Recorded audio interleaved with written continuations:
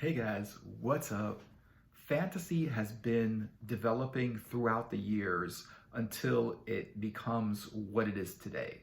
Fantasy started way back in the day, before writing, when people were just like walking, sitting around a fire and talking. And when people started to talk, they started to tell stories to each other. And all of these stories are fantasy. And what's interesting is that the fantasy that we see today was like reality in the past. Fantasy started as legends and myths and stories. At some point, like we might think the King Arthur story and the Excalibur story with Merlin and Lancelot, and that whole story is fantasy. But actually, it's actually a legend, a myth. They say it actually happened.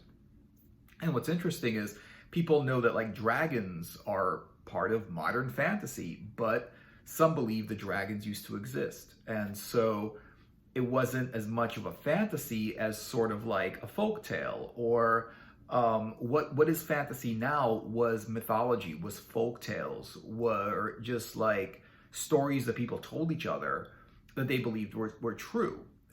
Dragons, elves were believed to have existed. Dwarves were believed to have existed. Halflings, all of the wizards, and we feel like these characters already existed at one point, or they were thought to have existed. And so, so fantasy started all the way back in the day, with old stories, like maybe the Norse, right? The Vikings. I think the Vikings are closer to fantasy, the fantasy that we have that's modern fantasy, than anything else.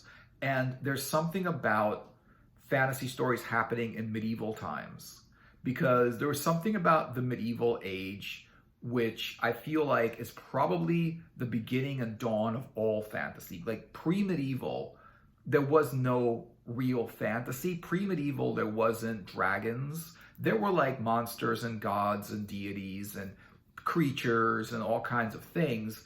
But it feels like the medieval is where fantasy really takes place. It feels like when you think of dragons, you think of medieval dragons. You don't think of like ancient Stone Age dragons. You think, those are like, if you go all the way back, it's like, you don't really think of them as being dragons. They're more like dinosaurs, right? If you go all the way back and tell a story about the beginning of animals and how they evolved or started, And so you would think it's medieval. And so I feel like that's why like the Norse, like the Vikings, the Norsemen, that's why they're considered fantasy, because they were pre-medieval, but they were around during medieval times. And what happened was the Norse, and then there was like all of England, which were Celts or Celts, or however you pronounce that. And then there were like Vandals and different factions, and then and so the whole King Arthur story started, where there were all these different factions in England and in the areas around England, in the UK, what's now the UK, and basically all of these people were just like scattered all over the place, and King Arthur came in, created this round table of like pious knights, and decided that they were going to unify the land, and so that kind of like that story, I feel like, is the first story to start what continues on to be modern fantasy. Before then, it was more like mythology. It was more like folk tales. It was more just like stories that people told each other. But I feel like the King Arthur story is the dawn of medieval fantasy, because it was the first story that you could say, some people say they existed. Merlin, Arthur, Lancelot, they all existed, and there's actually places where, that they say they found remnants of those characters, their weapons, their armor, whatever it is. Like they found traces of them in places. They found like castles, where they unearthed castles where it was said that the characters from the King Arthur stories and the Excalibur stories lived and whatever. So that's really interesting. But then I feel like, so that happened, and then the Norse. And the Vikings are probably like, when you think fantasy, you're going to think Vikings. You know, you might think knights, but you also might think barbarians. But you also might think Vikings, because Vikings are like a central role in fantasy. If the story is about Vikings and magic and medieval times, it's probably fantasy, right? And so with Vikings, it's also interesting because their myths, their stories, their folktales, they were all very, very something that we would call modern fantasy. And you know, and they had these different stories. They had monsters in their stories, they had magic, they had gods and deities, they had like Valkyries, and they had all of these different, like, they have different worlds. There was like the center world and the upper worlds and the lower worlds, and all of these different kind of like worlds or planes of existence. And they definitely like sparked the interest of people. Like, whenever you hear a Viking story, it's probably a fantasy Viking story. And what's interesting about Viking fantasy is it doesn't actually have to have all of the other elements in it. Some fantasy has to have elves, wizards, magic, monsters, golems, or whatever. You know, just beings and all kinds of you know, characters that were like sort of in the genre. But you can have a story just about Vikings that is, you would call it fantasy. And of course, you want to add stuff to that Viking story. You want to add magic. You want to add adventure. You know, you want to add a lot of different things. And like, I would say, you know, like Game of Thrones, the Song of Ice and Fire stories, the books that George R.R. Martin wrote, those are very, very much happen in the in medieval times, in the days of Vikings. So now, when we make a story that's sort of medieval, that's Vikings, and it has like supernatural elements in it, magic, adventure, maybe even a quest, like the King Arthur story. They had a quest for the Grail, which basically destroyed the whole story. They just, you know, the Grail kind of like was the worst idea ever, because all the knights died looking for the Grail. You know, it was like, that was like, they were fine until they went on the quest for the Grail, and then it was just like, it just all went downhill from there.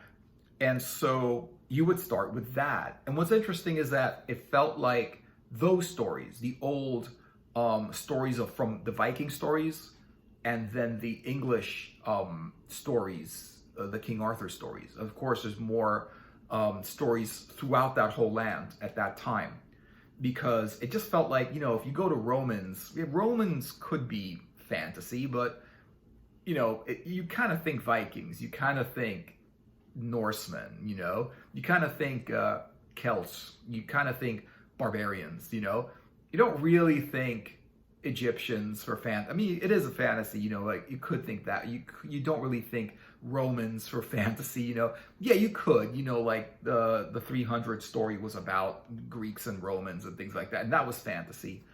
And so you could have Romans in fantasy, but what's interesting is that, like, that was the original stories. I mean, they started with people talking about what happened back in the day. Like with Conan, they were like, there was a time when, you know, there were barbarians and there were monsters and there were wizards and kings, and they were like, you know, crazy creatures and dragons and things. And it was a time of high adventure, you know. It was just like, you know, the whole Conan the Barbarian stories were just like, there was a time before, you know. It was like the world was different. The world was like, it was a different world, and it was something where you had to be a hero to survive, you know. You had to be a wizard to like be relevant.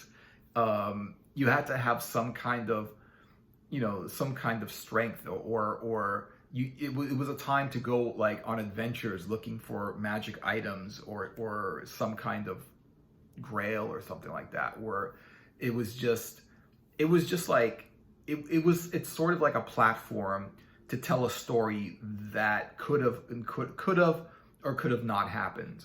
and no one knows for sure whether these fantasy stories were based on some kind of fact. Were there dragons, you know? Were there, I mean, like, there's no remnants of dragons. There's remnants of dinosaurs, but none of dragons. But, you know, there were actually stories about dragons. There were, like, people that saw dragons or whatever. But who knows about that, you know?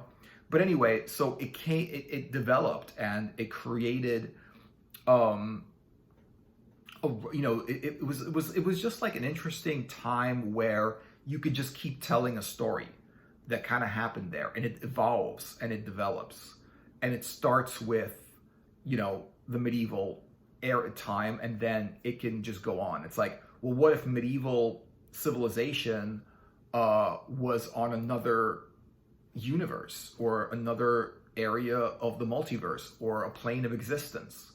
You know, what if it was a completely different world? What if the people in that world were not human at all? Maybe they were elven, right? And so you would take basically medieval elements and put them into a fiction story with a lot of supernatural elements in it.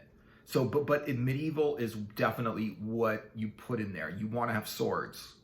And, you know, this was pre-guns, because I feel like once there were guns, that was the end of fantasy. Like, if you're a fantasy story, it really shouldn't have guns in it. And if it does, it might have one of those, like, reloading pistol things, you know, where basically you just put a bunch of gunpowder into a tube, and then you put kind of like a metal bolt in it, and then light it up and have it, like, shoot out the thing. You really wouldn't have guns. And it's interesting that, like, this was pre-Renaissance, pre-guns, and pre-Victorian stories. Once the Renaissance came, it's a completely different story. It's like, you can't really have Renaissance. I mean, you could have Renaissance, like, you could have Renaissance fantasy. You could have Victorian fantasy, right? And what's interesting is that it started with it went to Renaissance, it went to Victorian. There's not a lot of Victorian fantasy or Renaissance. It's mostly medieval or otherworldly. And so once they started to publish stuff, and they started to, like, create books, because before, in the past, books were handwritten. Nobody knew how to read. Only a few people knew how to write, and it was a whole profession just on writing. And the people that would write all day and copy books. Basically, that's what they would do. They would be like, they would take a book and they would copy it, and they would make multiple books, and I guess they would sell the book and make money that way, you know. And so they would do that. They would copy books and do that. And then at some point, during some kind of, like, at the dawn of the Industrial Revolution, it was the end of that. It was the beginning of the printing press, and people started to print books very, very quickly. And then being an author, being someone that wrote stories, became like a lucrative career, an actual possibility. People could grow up and say, I want to be an author. I want to write stories. And you can't really be an author. You can't write stories if you're going to have to handwrite every book, you know, that you make. I mean, that would be, like, impossible. It would take you a week to recopy one book, and then you would sell it. Maybe you'd make some money on it, but you wouldn't be able to sell 1 million books. Your bestseller that sold 10 million books wouldn't exist, because there's just no way to make that many books. And so the authors started, and these people were basically like compelled by a story that happened in the past, with magical creatures, with knights. It could be Vikings, you know, it could be Celts or Celts, or however you pronounce it. I guess I've heard people pronounce it different ways. The Vikings or Celts, or all of the different tribes of warriors and barbarians in the English area around England at the time. And it was a combination of, it's sort of like stories with all of the beliefs that were contained, all of the beliefs that everyone had in in the Middle Ages, whether it was factual or not. Because they believed in dragons, there were dragons in the story.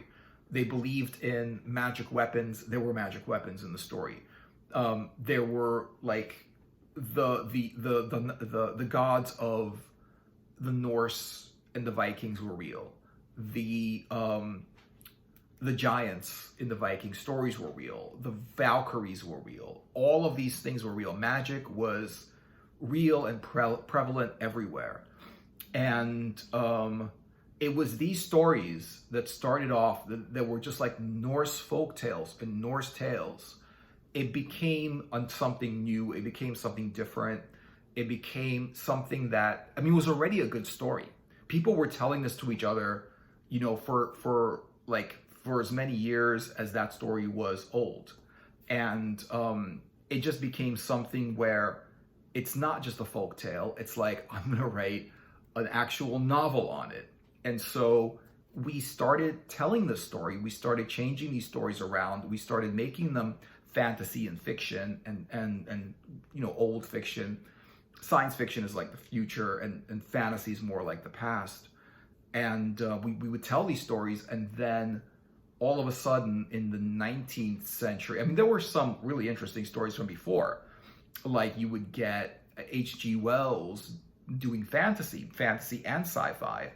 And fantasy would, you know, his sci-fi was like, his sci-fi, I would say is fantasy sci-fi because they had elements of both. He created, and his time machine story was, the time machine went to the future, but it also went to the past. And so because it went to the past, it kind of went into a fantasy world, and it went to the future, it went to the sci-fi world. And all of those, you know, the journey to the center of the earth, that was an interesting fantasy. It's like, well, what if you can just go down through this cave that goes really deep in the earth and see what's there and explore that? So they started telling stories about that.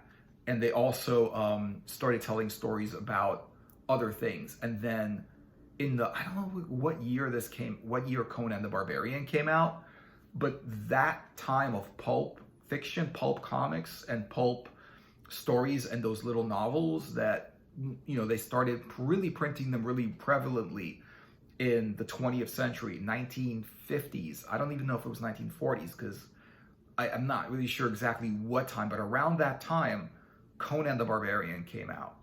And that really sparked people's imaginations about what life was like in an ancient world of magic, wizards, barbarians, swords, and sorcery, of castles and monsters, and going on adventures to find magic items, gold, and